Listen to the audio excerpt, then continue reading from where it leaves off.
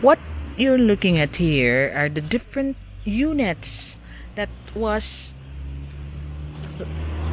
made for Yolanda victims when the people lost their houses. But right now, this is just an empty, dilapidated housing, unfinished, with the proposed over 2,000 units.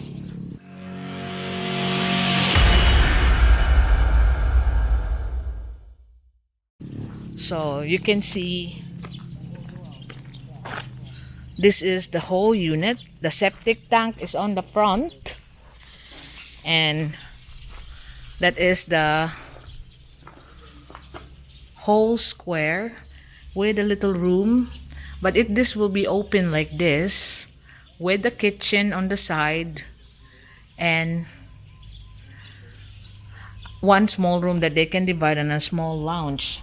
But what happened, the engineer, the contractor has been abusing the project.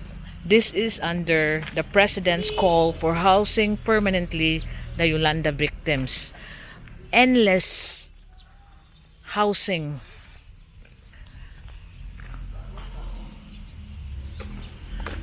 Over 2,000 units just left like this to run, to ruin itself through time. The engineers and the contractors already been fired, but it was never granted to the beneficiaries of the Yolanda. And you have to think Yolanda is 2013.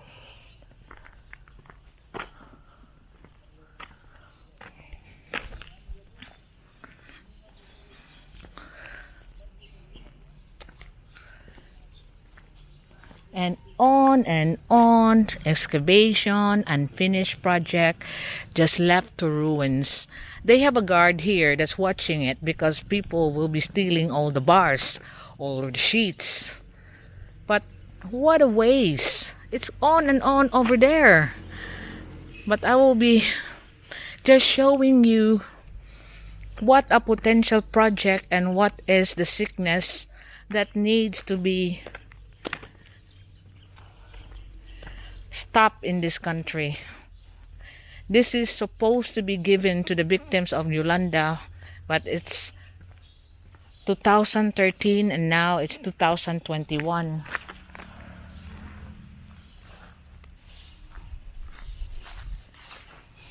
There's the 2 septic tanks, 2 chamber, and that's 1 unit here.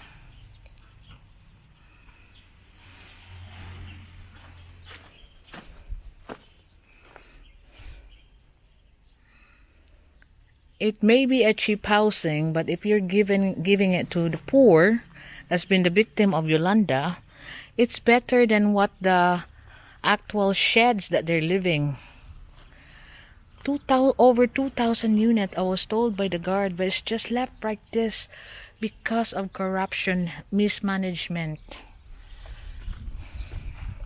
And if you read the sign outside, it's already free funded by the government. This is what should be stopped in our country. The corruption. Making this project, but it was never given to the beneficiaries. On, and some units are farther there. Some have just started. And this just heartbreaking to see. And the people are still living in, look at the likes of Dudong de Ocampo. He could have been a beneficiary of this project. He could have lived better if some people will have the heart to not. This is already funded, full funded by the government. And the guard told me that this was stopped because the engineers, the contractors are all using what is not proposed materials, using inferior ones.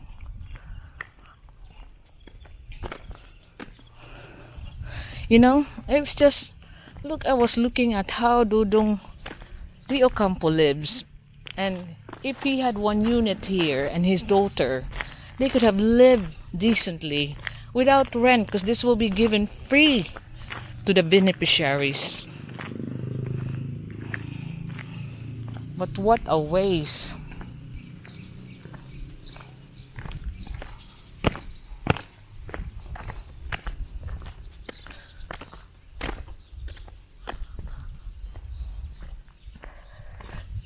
$2,000 units left empty and left to ruins.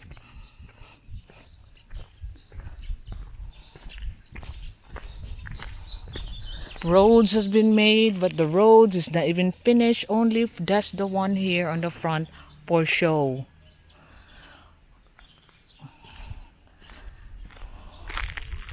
And yet, what is happening? Why is this not continued before all the materials is being rotten? Why is not given to the beneficiary? You know, there's a lot of things, there's a lot of questions.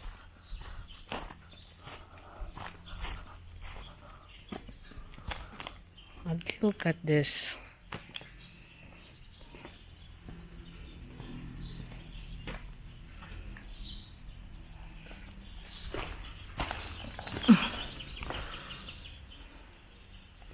And a family like Dudong Rio Campo, even a family like Maymay could have been able to live happily in a place like this, in the size of a place like this, as long as this can be called their home.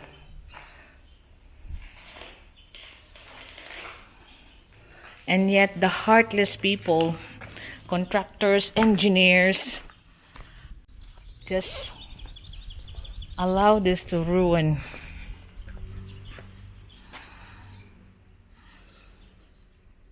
Using the inferior kinds of materials, cement, small rebars, you know, anything to cut costs for their own benefit.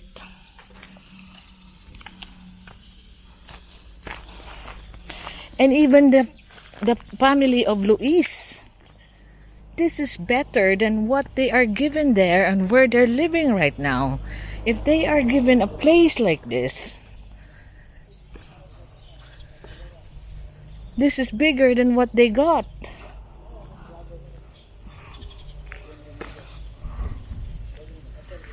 And this is a government project.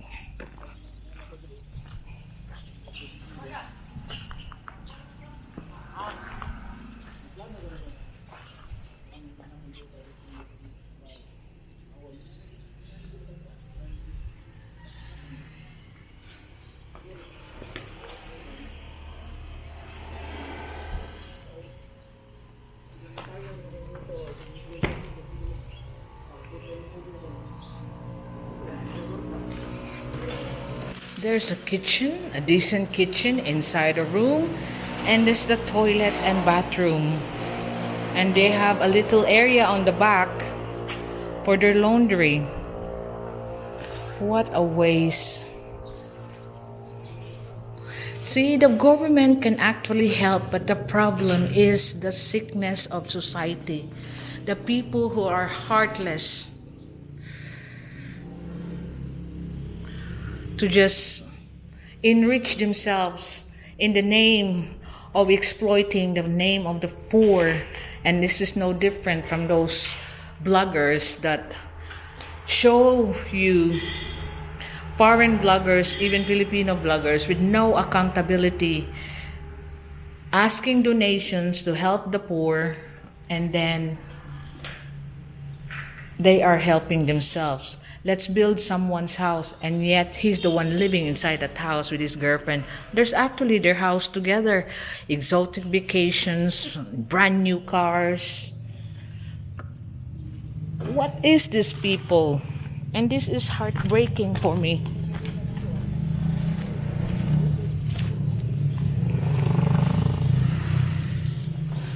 This is a project of the National Housing Authority, full funded, but never used, never finished.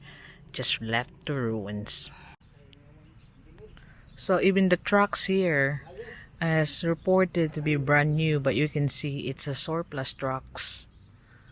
And the engineer, at least the contractor here, or the engineer that's project manager, is now being chased and filed cases because he is rumored allegedly pocketed about over 60 million pesos out of this project.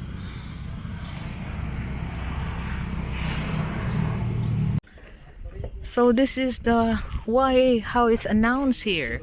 Office of the President, announcement to all concerned.